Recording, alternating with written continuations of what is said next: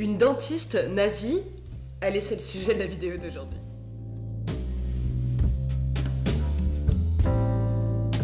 Hello tout le monde, j'espère que vous allez bien. On se retrouve avec ce 10e épisode spécial Halloween. Et aujourd'hui, j'avais envie de vous parler d'un cas vraiment assez bizarre. Alors déjà, qui se passe en France et dans la région Rhône-Alpes, donc vers chez moi. Et il s'agit donc d'une dentiste qui, a priori, serait nazie. N'hésite pas à t'abonner, à liker la vidéo et à enclencher la petite cloche. Et c'est parti pour décortiquer ce cas un petit peu particulier.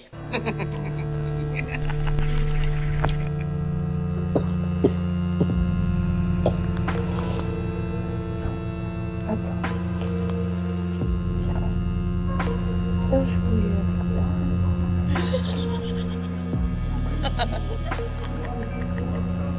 Allez, pas peur. Pour des raisons évidentes, je ne vais bien sûr pas donner le nom de cette demoiselle. Voilà. Je tiens quand même à ce qu'elle... à protéger finalement son identité. Bon, maintenant, on va commencer à se demander ce qui s'est réellement passé, comment les gens s'en sont rendus compte. Et vous allez voir que c'est assez improbable. Dans un centre médical donc situé dans la région Rhône-Alpes, près de Lyon, un groupe antifa, donc c'est anti-facho, fasciste en gros, va accuser une dentiste d'avoir exposé sur les réseaux sociaux ses différents tatouages faisant référence aux nazis. Rien que ça.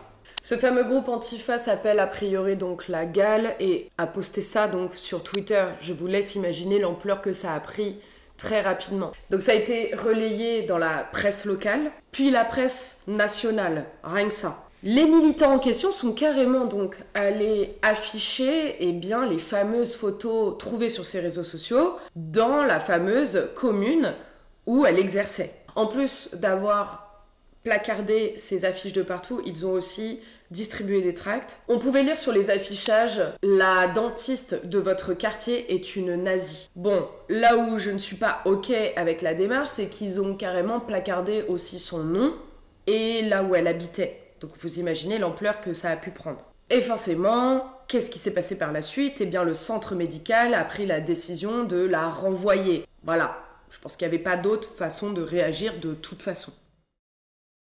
Parmi ces fameux tatous très problématiques qu'elle portait fièrement, très important de le noter, je vous les mets sur l'écran bien entendu, on pouvait y retrouver une bouteille. Pour faire clair, il s'agit tout simplement de la substance qui a été utilisée dans les chambres à gaz, dans les camps de concentration nazis. Super joyeux. Elle avait aussi des symboles néo-nazis dans le cou. C'était le symbole de la 3e division SS, Totenkopf. Alors, Kopf, c'est tête en allemand, mais Toten, je ne me souviens pas.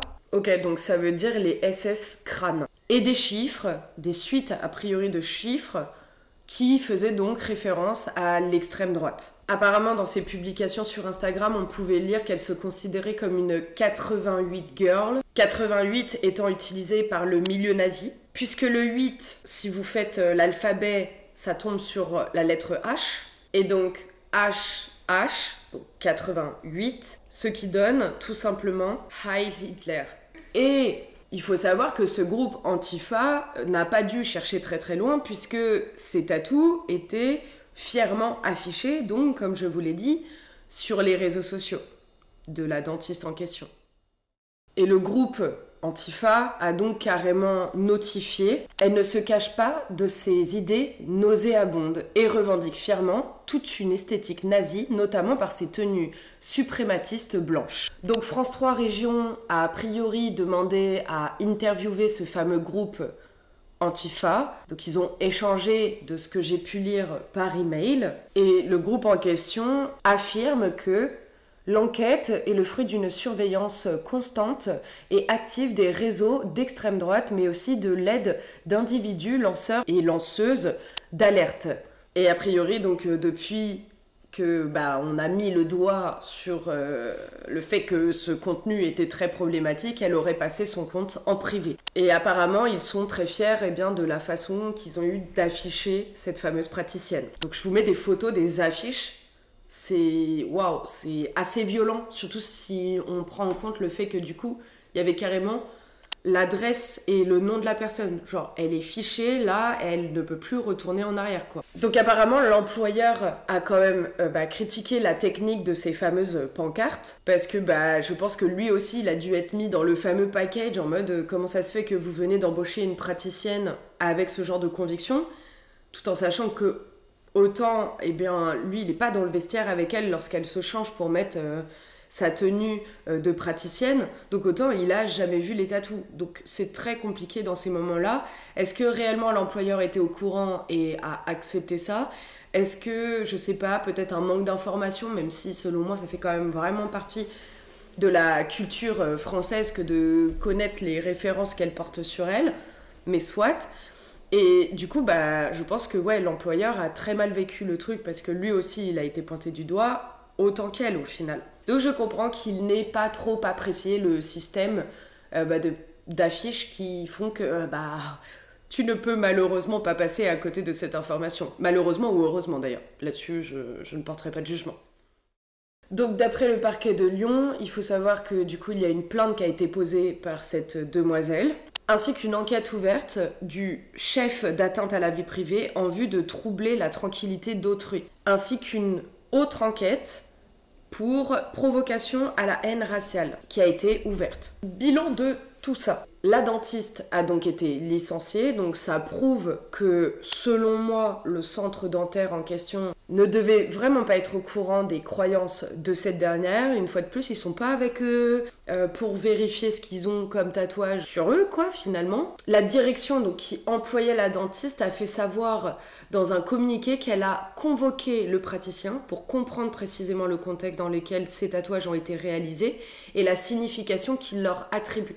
Le praticien a été également invité à se rendre à la gendarmerie pour répondre aux questions des enquêteurs. Donc, nous avons choisi de ne pas céder à la pression médiatique immédiate et de prendre le temps nécessaire pour mener une enquête approfondie basée sur des éléments factuels. À partir de ces éléments et des explications fournies par ce dentiste, nous vous informons que nous avons pris la décision de nous en séparer avec un effet immédiat. L'employeur n'est pas resté sans rien faire une fois de plus. Vu le choix de la virée, on va dire, de l'employeur, je pense que clairement, elle n'a pas pu faire autrement que d'avouer que oui, c'était ses croyances. Qu'est-ce que dit la loi dans tout ça? Parce que je trouvais ça intéressant quand même de faire un parallèle, parce que ça reste quand même donc, des tatous qui ont été faits a priori donc consciemment. Il faut savoir que donc la loi, elle, interdit d'exposer des symboles, objets et signes nazis. Donc ça comprend pas mal de choses. C'est-à-dire porter un uniforme nazi, afficher donc un drapeau avec une croix gammée, ou encore afficher un tatouage donc sur le thème nazi. Ce n'est accepté que dans le cas où on est en train de tourner un film, un spectacle ou encore une exposition à caractère historique. Voilà. Et donc si vous voulez, a priori, ce qui a été pointé du doigt, c'est que, vu que son compte était public, elle exhibait totalement consciemment, et ce, à la portée de tous, donc on sortait du domaine privé. Elle pouvait donc, à partir de ce moment-là, être pointée du doigt, et surtout, la loi s'appliquait donc sur le fait qu'elle ne respectait pas ces fameuses conditions quant à la façon d'exposer tous ces symboles nazis. Donc c'est réprimé par le code pénal, et donc une fois de plus, on n'est plus dans la sphère privée dans ce cas de figure, puisque son profil donc était public et non pas privé. Donc faites bien attention, hein, a priori, ça a quand même une vraie importance. Voilà. Donc je n'approuverai pas du tout que vous fassiez ce qu'elle a fait. Hein. Même en règle générale, peu importe ce que vous souhaitez mettre sur les réseaux, sachez que si vous faites le choix d'être en public, eh bien, vous ne faites plus partie du domaine privé et donc vous pouvez être jugé pour telle et telle chose si vous ne respectez pas la loi. Mais je trouve que c'est important de rappeler qu'il s'agit quand même d'un crime contre l'humanité, que malheureusement ça ne date pas d'il y a si longtemps, et je trouvais ça intéressant donc de mettre en avant le fait que c'est interdit. C'est pas ok du tout, et que ce soit l'ordre des dentistes, l'employeur en question, etc.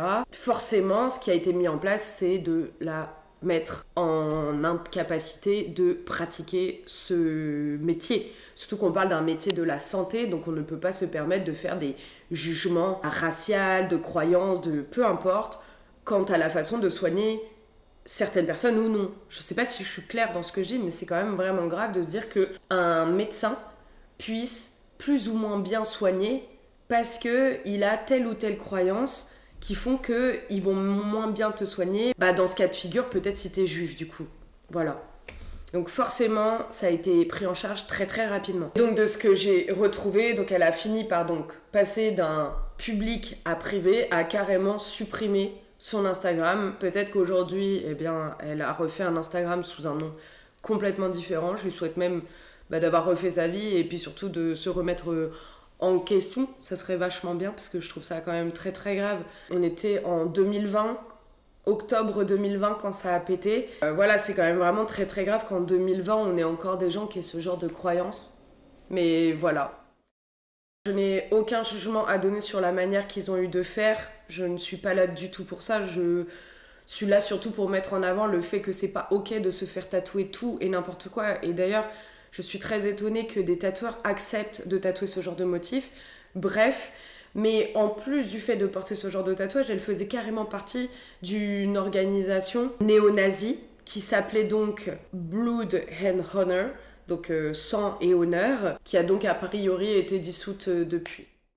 Sujet, je trouve assez triste. Dites-moi ce que vous en avez pensé. Est-ce que vous étiez au courant de cette histoire? Il n'est pas question d'essayer de trouver non plus qui est cette personne, etc. Je pense que il y a 2 ans de ça, elle a quand même déjà assez pris cher sur les réseaux sociaux. J'ose espérer que aujourd'hui elle se fait toute petite et qu'elle regrette ce qu'elle a fait. Voilà, je pense que tout le monde a le droit à une seconde chance. À voir si je me trompe et que je vis encore dans le monde des bisounours. Attention au choix des tatouages que vous faites, des symboliques qu'ils peuvent donc avoir. Et surtout, dites-moi si vous, en tant que tatoueur, vous auriez accepté ce genre de motif, parce que clairement, moi, on vient me voir pour un truc comme ça, c'est d'office non. N'hésite pas à t'abonner, à liker cette vidéo et enclencher la petite cloche comme d'habitude. Et je pense que si vous êtes encore là, du coup, à ce niveau de la vidéo, et bien cette fois-ci, vous pouvez marquer dentiste en commentaire. On va pas se tenter à d'autres mots. Dentiste, c'est très très bien.